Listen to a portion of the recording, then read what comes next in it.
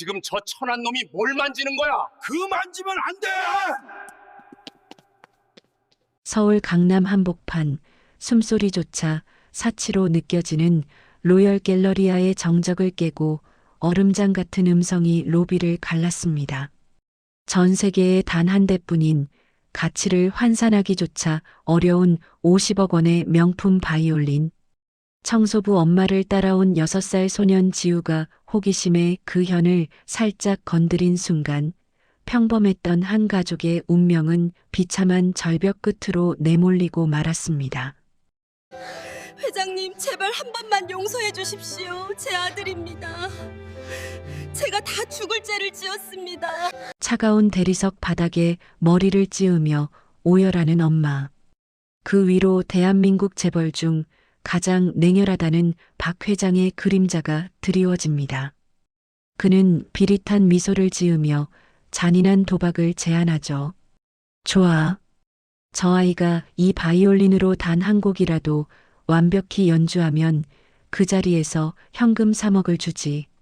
하지만 단 한 음이라도 틀린다면 너희 모자는 이 순간을 평생 뼈저리게 후회하게 될 거야. 어쩔 텐가? 이 제안을 받아들이겠나? 과연 6살 지우는 이 불가능한 시험을 통과해 엄마를 구해낼 수 있을까요? 그리고 이 연주가 불러온 누구도 상상하지 못했던 기적 같은 반전은 무엇이었을까요? 가슴 뭉클한 기적의 시작을 지켜보시기 전 이 가족을 응원하는 마음으로 구독과 좋아요 한 번씩만 꼭 부탁드립니다.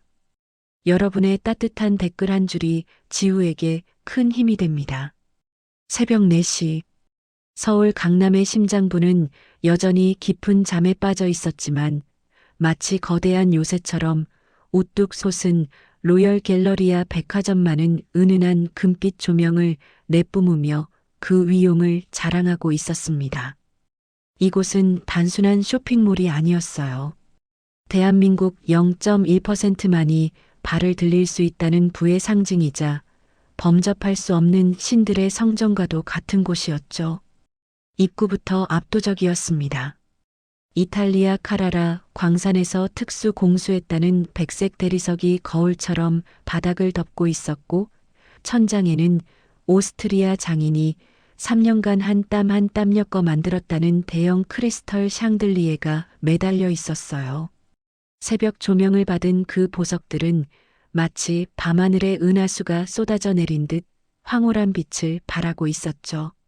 하지만 이 눈부신 성전의 이면에는 아무도 주목하지 않는, 아니 누구에게도 보여주고 싶지 않은 초라한 통로가 숨겨져 있었습니다. 화려한 정문과는 대조적으로 페인트가 흉하게 벗겨진 철문 너머로 이어지는 직원용 후문이었어요. 바로 그곳에서 38배 지영 씨와 6살 아들 지우의 하루가 위태롭게 시작되고 있었습니다. 지우야, 엄마가 100번도 넘게 말했지? 절대 엄마 옆에서 떨어지면 안 돼. 아무것도 만지지 말고 그냥 유령처럼 소리 없이 있어야 해. 알았지? 지영 씨는 아들의 작고 찬 손을 부서질 듯 꽉 쥐며 속삭였어요. 그녀의 목소리는 매일 아침 습관처럼 하는 당부였지만 늘 처음처럼 절박했습니다. 지우는 엄마의 낡아서 코끝이 해진 운동화를 내려다보며 얌전하게 고개를 끄덕였죠. 아이의 운동화는 이미 작아진 지 오래라 엄지발가락 부분이 불룩하게 튀어나와 있었지만 지우는 단 한 번도 새 신발을 사달라고 떼를 쓴 적이 없었습니다. 그 어린 것이 엄마의 주머니 사정을 눈치라도 챈 듯 말이죠. 사실 지영 씨는 규정을 어기고 아이를 데려오는 것이 매 순간 목에 칼이 들어온 것처럼 두려운 일이었습니다. 백화점 보안 규정은 엄격했고 걸리는 날엔 즉시 해고였으니까요. 하지만 2년 전 갑작스러운 사고로 남편을 잃고 혈혈단신이 된 그녀에게 지우는 목숨보다 소중한 전부였습니다. 새벽 4시 30분에 시작되는 근무 시간엔 아이를 맡길 어린이집도 도와줄 친척도 없었거든요. 지우야, 여기 비품실 구석에 앉아서 그림 그리고 있어. 엄마가 금방 올게. 지영 씨는 세제 냄새 가득한 비품실 구석에 낡은 방석을 깔아주며 지우를 앉혔습니다. 아이에게 건넨 것은 색칠 공부책과 몽당 크레파스 몇 자루가 전부였죠. 지영 씨는 아들의 머리를 한번 쓰다듬고는 서둘러 청소 카트를 밀며 로비로 향했습니다. 그녀의 등 뒤로 무거운 철문이 닫히는 소리가 무겁게 울렸어요. 로비로 나선 지영 씨의 손은 쉴 새 없이 움직였습니다. 무릎을 꿇고 대리석 바닥에 작은 얼룩까지 닦아냈고 유리창에 비친 자신의 초라한 모습조차 눈치챌 새 없이 걸레질을 반복했어요. 그녀에게 이 백화점은 화려한 공간이 아니라 지후와 오늘 하루를 버텨낼 밥벌이의 현장이자 거대한 감옥이었습니다. 그런데 그 시각 비품실에 홀로 남겨진 지우에게 예기치 못한 시련이 찾아왔습니다. 환기가 되지 않는 좁은 방 안에서 독한 락스 냄새가 지우의 코끝을 찔렀던 거예요.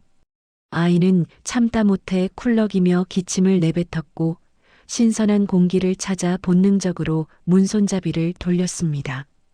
살짝 열린 문틈 사이로 아까는 보지 못했던 환한 조명이 복도 끝에서 새어나오고 있었죠. 지우는 마치 무엇에 홀린 듯 그 빛을 향해 천천히 발을 내디뎠습니다. 한 층, 두 층.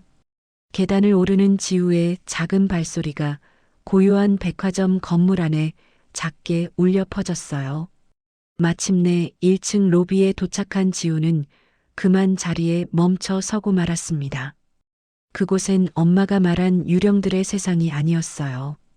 샹들리에의 빛이 반사되어 눈부시게 빛나는 보석들의 바다가 펼쳐져 있었죠.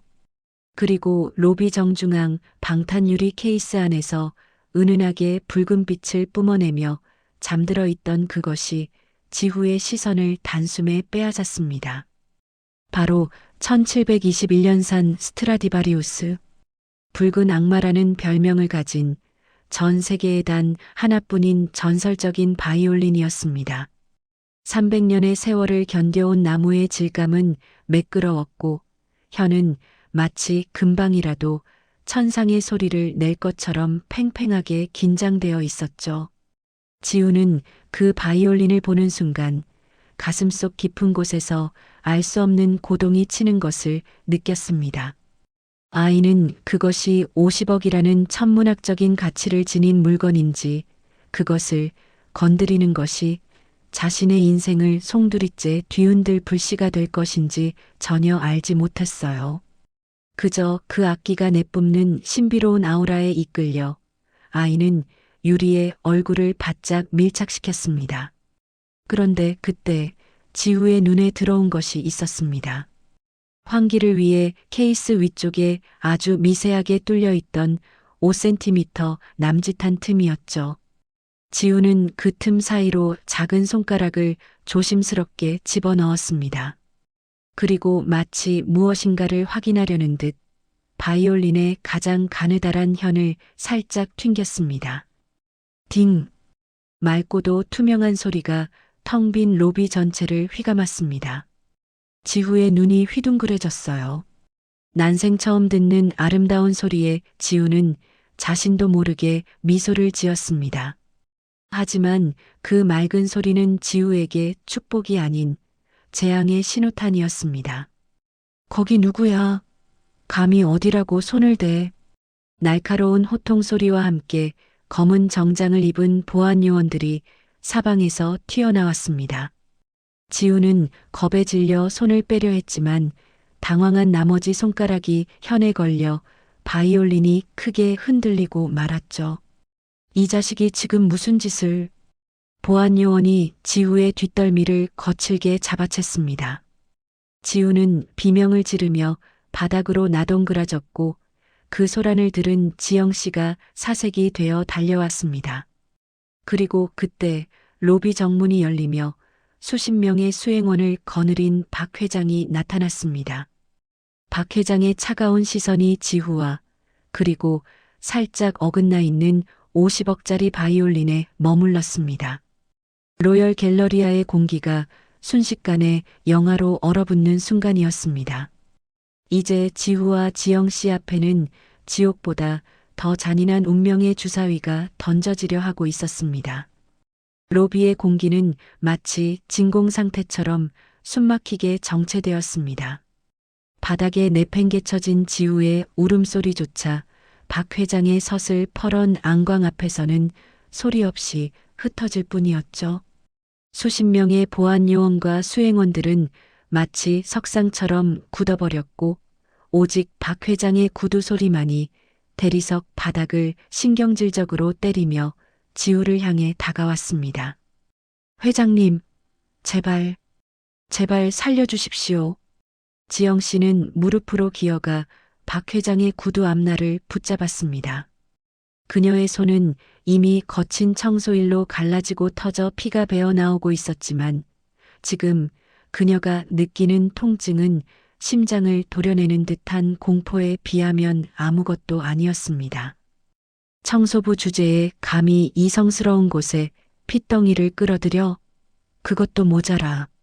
감히 저것에 손을 대? 박 회장의 목소리는 낮았지만 그 안에는 거대한 폭풍이 몰아치고 있었습니다. 그는 천천히 허리를 숙여 지우의 턱을 잡아 올렸습니다. 겁에 질려 눈물범벅이 된 지우의 눈동자 속에 박 회장의 일그러진 탐욕이 비쳤죠. 박 회장은 전설적인 완벽주의자였습니다. 그는 자신이 소유한 모든 물건에 조금의 흠집도 용납하지 않았고 특히 저 스트라디바리우스는 그의 자존심이자 제국을 상징하는 보물이었습니다. 그는 바이올린 케이스를 뚫어지게 바라보았습니다. 다행히 악기는 무사해 보였지만 지우의 손가락이 닿았던 그 찰나의 순간이 박 회장의 결벽을 건드리고 말았습니다. 50억이야. 내년이 평생 바닥을 기며 닦아도 내 자식놈이 평생 노예처럼 일해도 그 현 하나 갓도 못 갚는단 말이다. 박 회장은 지우를 쓰레기처럼 밀쳐냈습니다. 그리고는 무언가 떠오른 듯 비릿한 웃음을 지었습니다. 그는 평소 인간의 절망을 관찰하며 즐거움을 찾는 잔인한 취미가 있었거든요. 좋아. 내가 잡이라는 걸 한번 베풀어 보지. 하지만 공짜는 없어. 그는 수행원의 손에 들려있던 바이올린을 직접 꺼내 지우의 발치에 던지듯 내려놓았습니다. 50억짜리 악기가 카페트 위에 툭 떨어지는 소리에 지영 씨의 심장도 함께 떨어지는 것 같았죠. 저 아이가 저 악기로 단 한 곡이라도 완벽하게 연주해낸다면 내가 저지른 무례와 죄를 모두 사해주고 현금 3억을 바로 꽂아주지. 어때? 로열 갤러리아의 은총치고는 꽤 파격적이지 않나? 지영 씨의 눈동자가 격렬하게 흔들렸습니다. 3억이라니요. 평생 만져보지도 못할 거액이었지만 조건이 지옥이었습니다. 지우는 이제 고작 6살이었습니다. 바이올린은커녕 장난감 실로폰조차 제대로 다뤄본 적 없는 아이였으니까요. 회장님, 그건 불가능합니다. 지우는 악기를 배운 적도 없어요. 제발 은혜를 베풀어 주십시오. 실패하면? 박 회장은 지영 씨의 말을 가볍게 무시하며 말을 이었습니다. 실패하면 내년의 각막부터 신장까지 내 몸뚱이로 저 악기의 가치를 대신 증명해야 할 거다. 물론 저 아이도 평생 내 밑바닥 노역장에서 빛 한 번 못 보고 썩게 될 거고 어쩔 테냐? 이 판에 뛰어들겠나 아니면 지금 당장 저 아이의 손가락을 여기서 다 으스러뜨려 줄까? 지영 씨는 눈앞이 캄캄해졌습니다. 이것은 제안이 아니라 사형 선고였습니다. 그런데 그때였습니다. 엄마의 옷자락을 꽉 잡고 있던 지우가 돌연 손을 놓았습니다. 그리고는 비틀거리며 일어나 박 회장 앞에 놓인 붉은 바이올린을 향해 걸어갔습니다. 지우야, 안 돼. 가지 마. 지영 씨가 비명을 지르며 지우를 막으려 했지만 박 회장의 수하들이 그녀의 어깨를 억세게 눌렀습니다. 지우는 마치 최면에 걸린 아이처럼 바이올린 앞에 섰습니다. 그리고는 작은 손으로 그 거대한 악기를 조심스럽게 집어들었습니다. 로비에 모인 모든 이들이 비웃음을 흘렸습니다. 저 꼬맹이가 뭘 알겠어? 그냥 끼익 소리 한 번 내고 인생 종치겠군. 박 회장 역시 조롱이 가득한 눈으로 팔짱을 낀 채 내려다보고 있었죠. 하지만 지우는 달랐습니다. 악기를 어깨에 올리는 폼이, 활을 잡는 손가락의 모양새가 마치 수십 년을 연주해온 마에스트로처럼 너무나 자연스러웠습니다. 지우는 천천히 눈을 감았습니다. 그 순간 아이의 머릿속에는 난생 처음 보는 악보들이 은하수처럼 쏟아져 내리고 있었습니다. 그것은 인간의 배움이 아니라 신이 내린 본능이었습니다. 쓱. 지우가 활을 현에대고 천천히 긋기 시작했습니다. 로비의 공기가 순식간에 진동했습니다. 첫 음이 터져 나오는 순간 조롱하던 사람들의 입이 동시에 다물어졌습니다. 지우가 선택한 곡은 파가니니의 카프리스 24번. 바이올린 연주자들에게는 죽음의 곡이라 불리는 가장 난해하고도 화려한 곡이었습니다. 따다다닥, 띠리리리. 아이의 작은 손가락이 현 위를 보이지 않는 속도로 날아다녔습니다. 활은 마치 지우의 팔과 하나가 된 듯 거칠고도 섬세하게 현을 하찼습니다. 50억 원의 가치가 비로소 그 진가를 발휘하며 로열 갤러리아의 거대한 돔 천장으로 뻗어나갔습니다. 샹들리에의 크리스털들이 그 선율에 맞춰 미세하게 공명하며 무지개 빛을 쏟아냈습니다. 박 회장의 얼굴에서 미소가 사라졌습니다. 그의 안색은 경악을 넘어 공포로 물들기 시작했습니다. 이것은 연주가 아니었습니다. 영혼을 갉아먹는 치명적인 아름다움이었습니다. 지영 씨는 바닥에 주저앉아 입을 가린 채 눈물을 쏟아냈습니다. 자신의 아들이지만 자신이 알지 못했던 아들의 비밀. 그 천재적인 선율이 백화점의 차가운 대리석을 녹여버리고 있었습니다. 연주가 절정에 달하자 지우의 몸은 가볍게 떨리기 시작했습니다. 하지만 활은 멈추지 않았습니다. 마지막 피치카토가 로비의 심장을 찌르듯 웅장하게 울려 퍼진 뒤 지우는 거친 숨을 내쉬며 활을 내렸습니다. 정적? 대한민국 최고의 백화점 로비에 이토록 깊은 정적이 흐른 적은 없었습니다. 모든 이들이 숨쉬는 법조차 잊은 듯 지우를 바라보았습니다.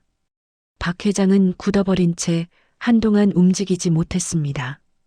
그의 손목에 차여있던 명품 시계 바늘만이 비현실적으로 째깍거리고 있었죠. 마침내 박 회장이 천천히 입을 열었습니다. 하지만 그의 입에서 나온 것은 독설이 아니었습니다. 너, 대체 정체가 뭐냐?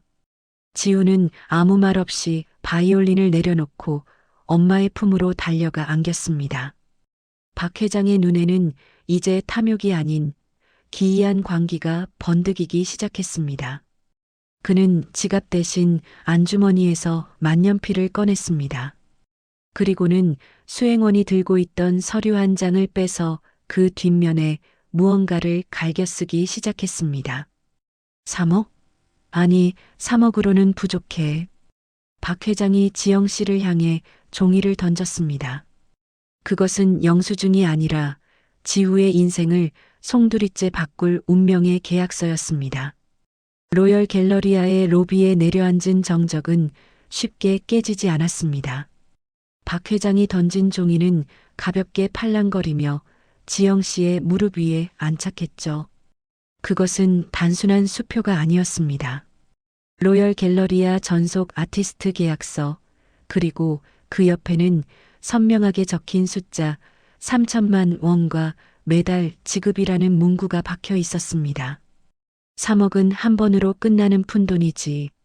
하지만 이 아이의 재능은 로열 갤러리아를 영원히 빛나게 할 보석이야. 박 회장의 목소리에는 이제 조롱이 아닌 소름 돋는 소유욕이 서려 있었습니다. 그는 지우를 단순히 살려주는 것을 넘어 자신의 제국을 장식할 최고의 장식품으로 쓰기로 마음먹은 것이었죠. 지영 씨는 믿기지 않는 현실에 멍하니 계약서를 바라보았습니다. 어제까지만 해도 바닥에 오물을 닦던 손으로 이제는 매달 수천만 원의 계약금을 만지게 된 것이었으니까요. 당황할 것 없어. 오늘부터 당신은 청소부가 아니라 이 아이의 전담 매니저이자 내 VIP 고객 관리팀장이다. 아이의 손가락에 상처 하나라도 나는 날엔 그땐 계약서고 뭐고 다 불태워버릴 테니 명심해. 박 회장의 단호한 명령에 지영 씨는 홀린 듯 고개를 수긍할 수밖에 없었습니다.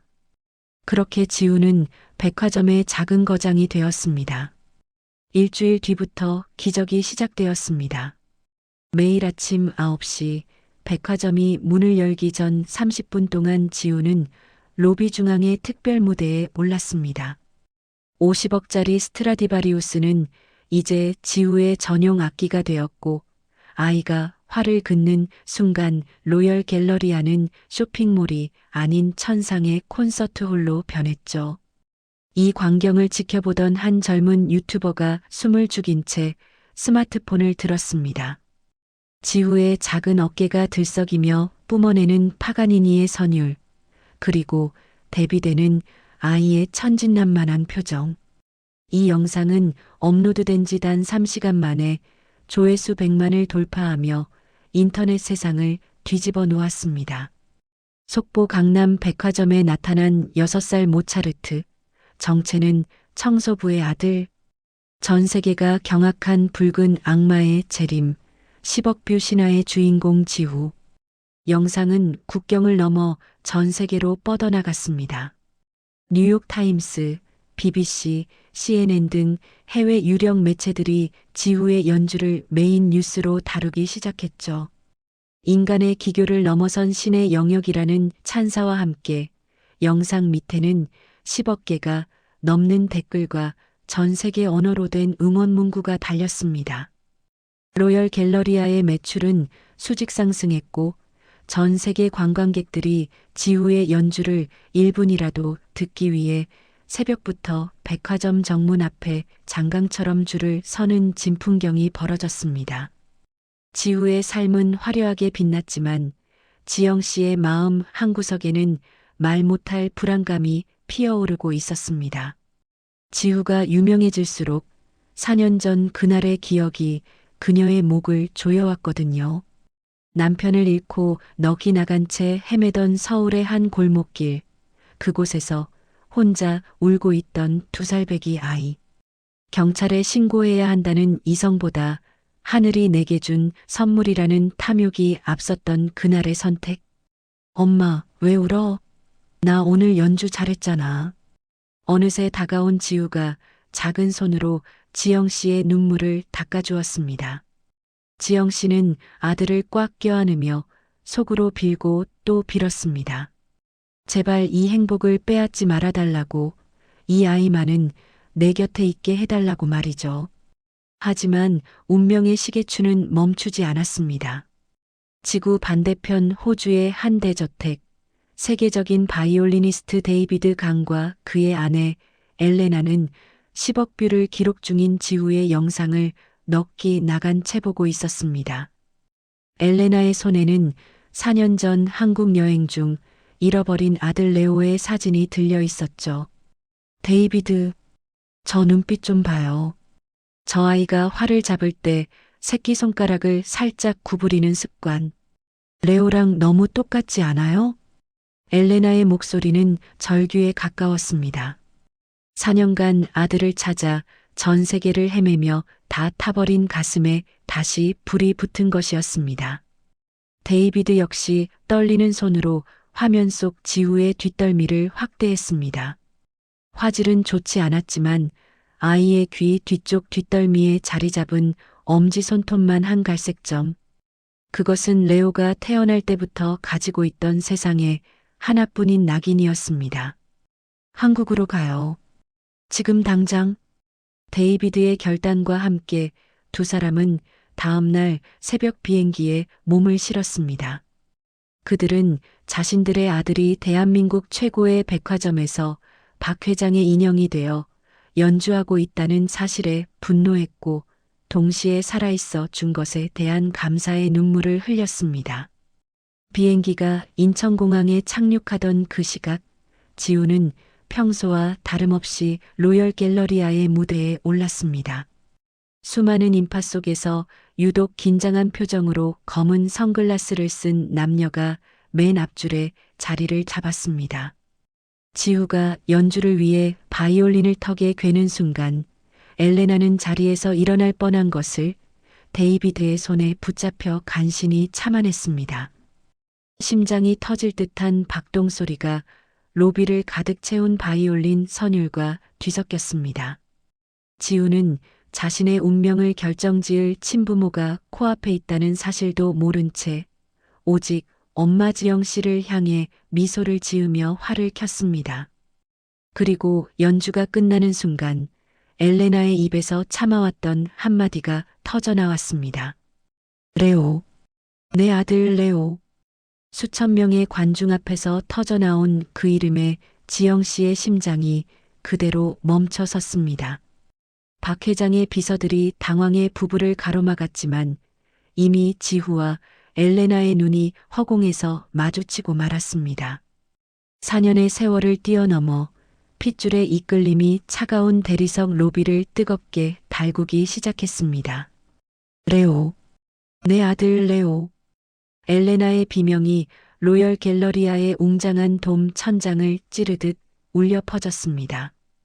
연주 직후에 황홀경에 빠져있던 수천 명의 관중은 순식간에 술렁이기 시작했죠. 지우를 지키듯 무대 옆에 서 있던 지영 씨의 안색은 종이장보다 더 하얗게 질려버렸습니다. 그녀는 본능적으로 지우의 어깨를 감싸 안으며 뒤로 물러섰습니다. 누구신데 남의 아이 이름을 함부로 부르시는 거죠? 경비원들, 뭐 하시는 거예요? 당장 이 사람들 끌어내지 않고. 지영 씨의 목소리는 파르르 떨리고 있었습니다. 그것은 정당한 분노가 아니라 소중한 것을 도둑 맞을까봐 겁에 질린 짐승의 비명이었습니다. 보안 요원들이 데이비드와 엘레나를 거칠게 가로막으려 하자 데이비드가 품 안에서 서류 뭉치를 꺼내 허공에 뿌렸습니다. 손대지 마. 나는 시드니 심포니 오케스트라의 수석 바이올리니스트 데이비드 강이다. 그리고 이 아이는 4년 전 우리가 한국 여행 중에 잃어버린 우리 아들 레오야. 여기 실종 신고서와 DNA 대조를 위한 샘플, 그리고 아이 뒷덜미에 있는 점까지 모든 증거가 여기 있어. 데이비드의 고함에 로비는 물을 끼얹은 듯 조용해졌습니다. 사람들의 시선은 일제히 지우에게 쏠렸고 박 회장은 2층 VIP 전용 라운지에서 난간발을 꽉 쥔 채 이 광경을 흥미롭다는 듯 혹은 불쾌하다는 듯 내려다보고 있었습니다. 박 회장에게 지우는 이제 단순한 아이가 아니었습니다. 로열 갤러리아의 주가를 올리고 전 세계의 돈을 끌어모으는 살아있는 황금 거위였죠. 그런 거위를 누군가 가로채려 한다는 사실에 박 회장의 미간이 꿈틀거렸습니다. 모두 멈춰. 박 회장의 낮은 음성이 스피커를 통해 로비 전체에 깔렸습니다. 그는 천천히 계단을 내려와 지우와 지영 씨, 그리고 강 씨 부부 앞에 섰습니다. 세계적인 거장께서 여기까지 웬일이십니까? 하지만 이곳은 엄연한 비즈니스의 장입니다. 아이가 우리 백화점과 맺은 전속 계약서가 있고 이 여자는 법적으로 아이의 어머니로 등록되어 있어요. 당신들이 부모라는 증거가 있다 해도 4년 동안 아이를 방치한 책임은 어쩔 겁니까? 박 회장의 말은 얼음처럼 차가웠고 비수처럼 날카로웠습니다. 엘레나는 무릎을 꿇고 지영 씨를 향해 손을 뻗었습니다. 제발 한 번만 확인하게 해주세요. 우리 레오 귓바퀴 뒤에 아주 작은 갈색 점이 있어요. 제가 매일 밤 입을 맞추며 재우던 그 점 말이에요. 당신도 엄마라면 제 심정 알잖아요. 4년이에요. 4년 동안 하루도 숨을 제대로 쉰 적이 없어요. 엘레나의 오열에 관중석 곳곳에서 훌쩍이는 소리가 들려왔습니다. 하지만 지영 씨는 지우를 더욱 세게 끌어안았습니다. 아니야. 지우는 내 아들이야. 내가 먹이고, 내가 입히고, 내가 이 아이를 위해 바닥을 기며 키웠어. 당신들이 어디 있다가 이제 와서 주인 행세를 해. 지영 씨의 외침은 처절했습니다. 그녀에게 지우는 삶의 이유였고 남편이 떠난 뒤 유일하게 자신을 엄마라고 불러준 존재였으니까요. 그러나 지우는 달랐습니다. 엄마의 품에 안겨 바들바들 떨던 지우가 천천히 고개를 들어 엘레나를 바라보았습니다. 6살 아이의 기억은 희미했지만 엘레나의 목소리가 들리는 순간 지우의 머릿속에서는 파도처럼 밀려오는 환청이 들렸습니다.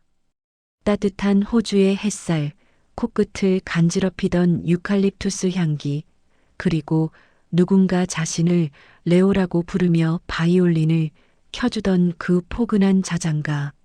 엄마, 지우의 입에서 나직한 물음이 새어나왔습니다. 지영 씨의 심장이 덜컥 내려앉았습니다. 지우야, 왜 그래? 엄마 여기 있잖아. 저 사람들 말 듣지 마. 하지만 지우는 지영 씨의 팔뿌리를 부드럽게 밀어내고 엘레나에게 다가갔습니다. 엘레나는 떨리는 손으로 지우의 얼굴을 감싸쥐었습니다. 그리고 아이의 귀 뒤를 확인한 순간 그녀는 짐승 같은 통곡을 내뱉으며 지우를 품에 안았습니다. 레오, 오 마이 갓, 레오, 살아있었구나, 내 아기. 데이비드 역시 두 사람을 껴안으며 어깨를 들썩였습니다. 로비에 모인 수천 명의 관객은 이 기적 같은 재회에 박수를 치면서도 한편으로는 굳어버린 지영 씨의 뒷모습을 보며 안타까운 한숨을 내쉬었습니다. 그때 박 회장이 박수를 치며 분위기를 반전시켰습니다. 감동적이군요. 정말 영화 같은 재회입니다. 하지만 강 선생님, 아시다시피 지우는 지금 우리 로열 갤러리아와 종신에 가까운 전속 계약이 되어 있습니다. 아이를 데려가고 싶다면 그에 상응하는 위약금을 지불해야 할 겁니다. 대략 500억 정도면 협상이 가능하겠군요. 박 회장의 잔인한 요구에 데이비드의 눈이 분노로 이글거렸습니다. 500억은 세계적인 연주자라 해도 감당하기 힘든 금액이었습니다. 박 회장은 지우를 돌려줄 생각이 추호도 없었습니다. 오히려 이 실종 아동의 귀환이라는 스토리를 이용해 더 큰 돈을 벌 궁리만 하고 있었죠.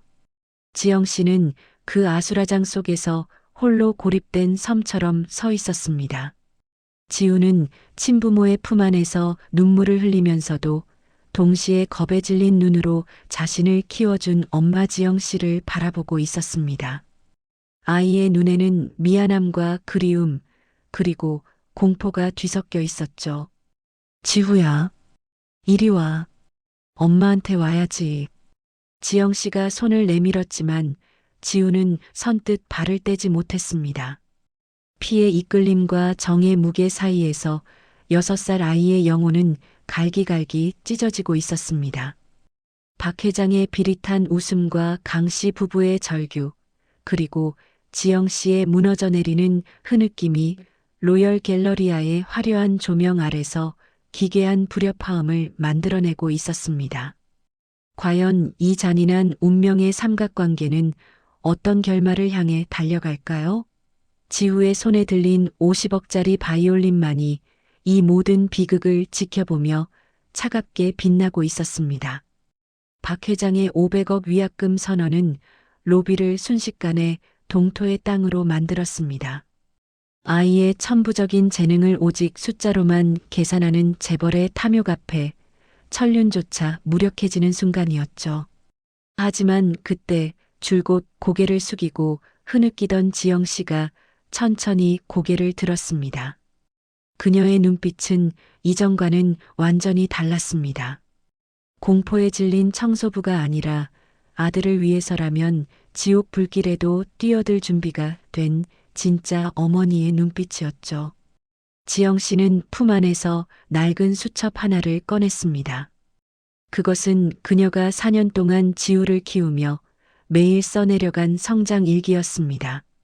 지우가 처음 바이올린 소리에 반응하던 날, 처음으로 엄마라고 불렀던 밤, 그리고 아이가 앓을 때마다 가슴을 졸이며 적었던 눈물의 기록들이 빼곡했죠. 회장님, 당신에겐 지우가 돈 벌어다 주는 기계일지 모르겠지만 저와 이분들에게 지우는 목숨입니다.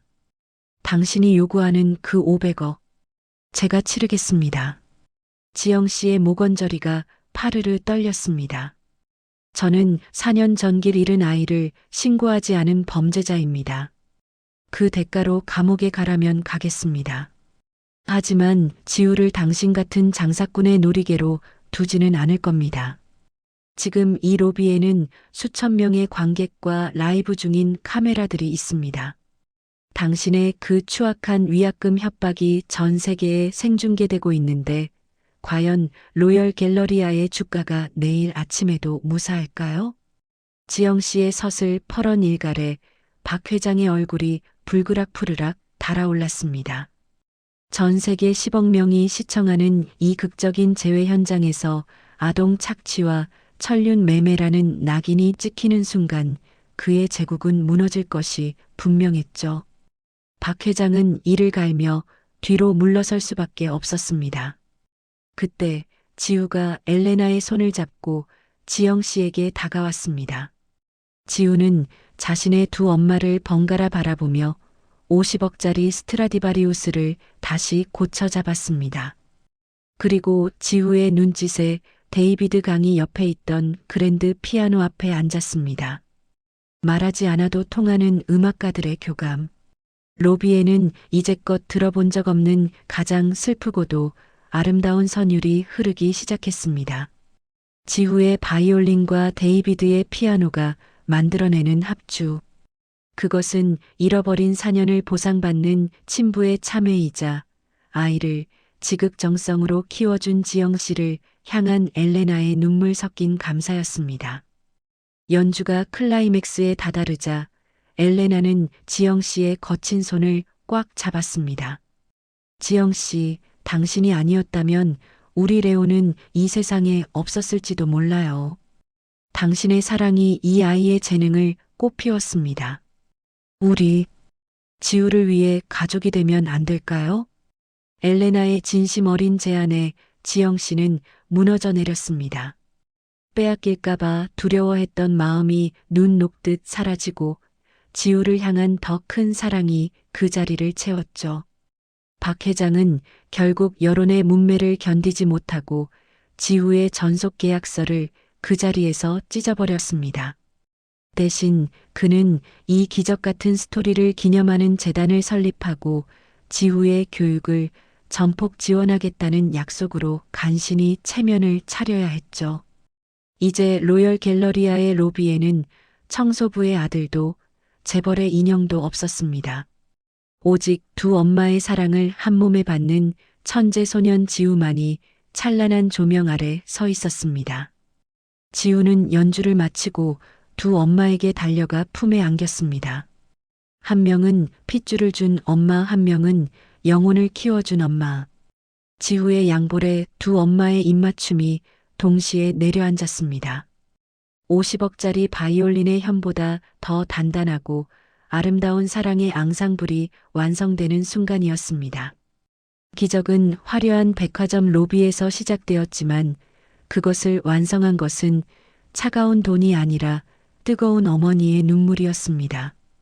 지우는 이제 두 명의 어머니와 함께 호주와 한국을 오가며 세계를 치유하는 연주자로 성장할 것입니다. 오늘 이야기가 여러분의 가슴에 작은 위로와 희망이 되었다면 좋겠습니다. 지우의 앞날을 응원하신다면 구독과 좋아요로 그 따뜻한 마음을 표현해 주세요. 여러분의 클릭 한 번이 더 많은 기적 같은 이야기를 세상에 알리는 힘이 됩니다. 끝까지 시청해 주셔서 감사합니다.